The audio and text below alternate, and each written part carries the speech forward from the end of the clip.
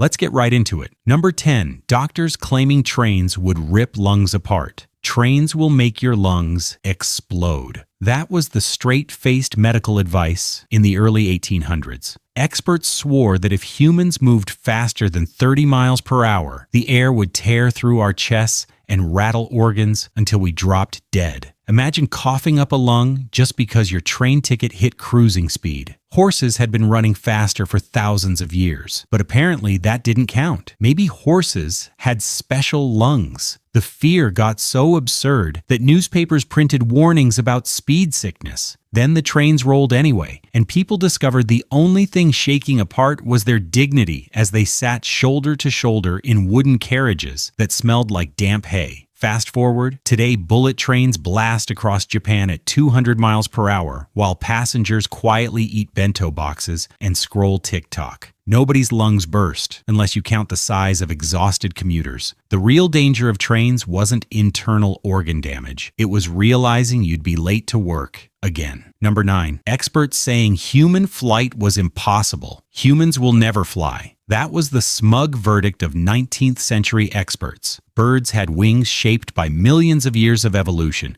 and humans had top hats, bad posture, and a love of falling off ladders. Engineers scoffed at the idea of strapping wings to men, dismissing it as childish fantasy. Enter two bicycle mechanics from Ohio, the Wright brothers, who basically said, "Hold our wrench," and stitched together a flying kite with an engine. In 1903, they got off the ground for a glorious 12 seconds. A century later, jets the size of whales casually carry hundreds of people across oceans while toddlers kick airplane seats, and adults argue over who gets the middle armrest. Even funnier, those same flight is impossible experts now have their great-grandchildren complaining about TSA pat-downs and $9 airport sandwiches. Humanity didn't just figure out flight. We got so good at it that now we cram into metal tubes and binge Netflix at 30,000 feet. The impossible became routine, and the miracle of flight became delayed boarding at Gate 12B. Number 8, Titanic declared unsinkable. The Titanic is unsinkable. That was the marketing pitch of 1912. The ship was basically advertised as the iPhone of the seas, sleek, luxurious, and too advanced to fail. Engineers, newspapers, even passengers bought into the hype. Then an iceberg showed up like an uninvited guest and said, "Cute boat, let's test that theory." Hours later, the so-called Ship of Dreams was at the bottom of the Atlantic, taking 1,500 people with it. The irony? The builders never said it was literally unsinkable. It was mostly journalists and ad men puffing it up. But hype sells, and people believed it. The same way we believe tech bros when they say unbreakable phones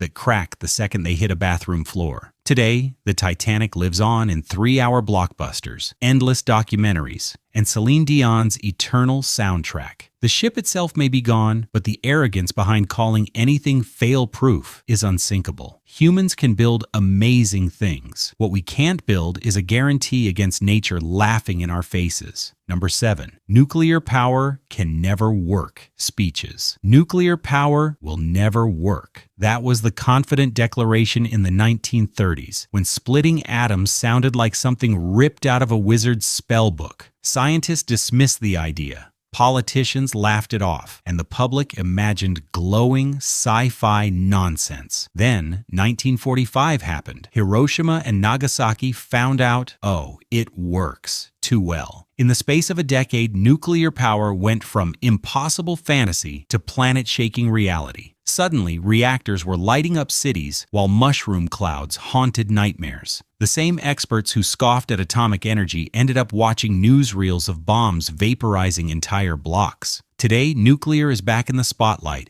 pitched as the clean energy hero that might save us from fossil fuels, assuming it doesn't melt down like Chernobyl on a bad day. The ultimate irony? The tech once mocked as impossible is now so common we barely notice when it quietly powers our laptops and coffee makers. Turns out the real question wasn't, can nuclear work? It was, can humans handle it without blowing themselves up? Number 6, predictions cities would drown in horse manure. By 1950, cities will be buried under horse manure. That was the terrifying forecast in the 1890s. Horses powered everything: cabs, carts, deliveries, and simple math said more people equals more horses equals way more poop. At that rate, New York and London were supposed to sink under mountains of steaming waste, with sidewalks turning into open-air stables. Urban planners panicked, holding conferences to discuss the manure crisis of the future. Then along came the automobile, and the poop-pocalypse was canceled. Problem solved? Sort of. Instead of drowning in manure, we drowned in traffic, exhaust fumes, and road rage. In hindsight, it's hilarious. People were convinced their great-grandkids would need shovels just to get to school, but instead they got asthma inhalers and honking horns. The manure prophets weren't completely wrong, they just miscalculated the flavor of the mess. Humanity always trades one disaster for another. Horse piles, dodged, smog clouds, gridlock, and climate change. Congratulations, we leveled up. Different stink, same problem. Number 5, Pluto called a planet forever. Pluto will always be the 9th planet. That was the childhood oath of every kid with a solar system poster on their wall. Teachers drilled it into us, textbooks printed it proudly, and even fast food toys gave Pluto its rightful spot. Then 2006 arrived, and astronomers pulled the rug out. The International Astronomical Union declared Pluto too small, too messy, and basically unworthy of the Planet Club.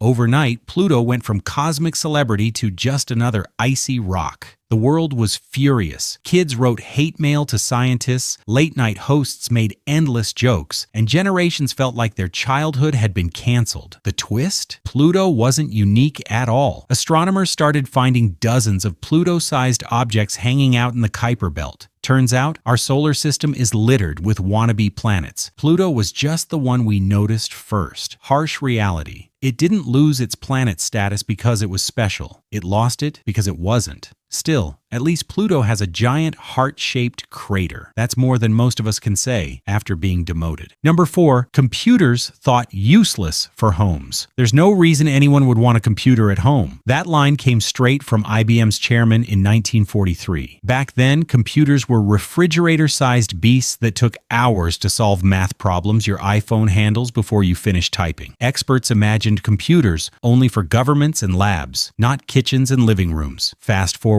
the 1980s brought beige boxes into homes, floppy disks, loaded with pixelated games, and suddenly kids were typing "Hello World" like they'd cracked the code of the universe. Today, we don't just have computers at home, we carry them in our pockets, where they track our steps, remind us to drink water, and suggest TikToks at 2 a.m. The funniest part? The same machines once dismissed as useless now run our jobs, bank accounts, and love lives. Humanity didn't just make computers useful, we made them mandatory. And let's be honest, half the time, they're still just glorified Netflix players and cat meme factories. So much for no reason. Turns out, we had plenty. Number 3, television dismissed as a fad. Television will never catch on. That was the hot take of the 1930s, back when staring at a glowing box seemed pointless compared to, reading the paper or actually going outside. Skeptics thought nobody would waste hours sitting around watching flickering images. Then World War II ended. TVs exploded into living rooms, and suddenly the outside world didn't stand a chance. Cartoons raised kids, sitcom dads replaced real ones, and families gathered religiously around a screen instead of a dinner table. By the 1960s, TV wasn't a fad. It was culture itself. The irony? Even critics eventually got hooked. Politicians who mocked it campaigned on it. Parents who complained about it used it as a babysitter. And now we've gone full circle, watching TV shows on phones while pretending it's not real TV. The only thing more outdated than doubting television is still paying for cable. Fad? Please. Television didn't just catch on, it colonized our attention spans and never let go. Number 2, we'll run out of oil by 2000. Panic. We'll be out of oil by the year 2000. That was the big doomsday prediction of the 1970s. Experts warned the taps would run dry, cars would be abandoned on highways, and civilization would grind to a halt. Spoiler, it's 2025. Gas stations are still open, oil barons are still billionaires, and your uncle is still ranting about gas prices. What happened? We didn't magically find infinite oil. Humanity just got better at squeezing every last drop out of the planet. New drilling tech, fracking, offshore rigs, and some very shady politics pushed the deadline further and further back. Instead of running out, we overdosed. The real problem isn't scarcity, it's abundance. Burning all that impossible to run out fuel is now cooking the atmosphere. So the 1970s prophets weren't exactly wrong. They just called the wrong apocalypse. It wasn't a fuel shortage that threatened us. It was the fact we'd keep finding oil long enough to melt the ice caps. Turns out the future didn't run out of gas. It just got hotter. Number 1, early phones mocked as toys. The telephone is just a toy. That was the reaction when Alexander Graham Bell introduced his weird talking box in the 1870s. Why shout into a contraption when you could simply write a letter that arrived a week later, or just send a kid to deliver a note? Rich Victorians thought phones were parlor tricks, something to show off at parties between the piano and the brandy. Fast forward, phones didn't just catch on, they became the leash we happily strapped to ourselves. Today, people panic if they misplace theirs for 5 minutes, as if oxygen itself stopped flowing. That toy now runs our jobs,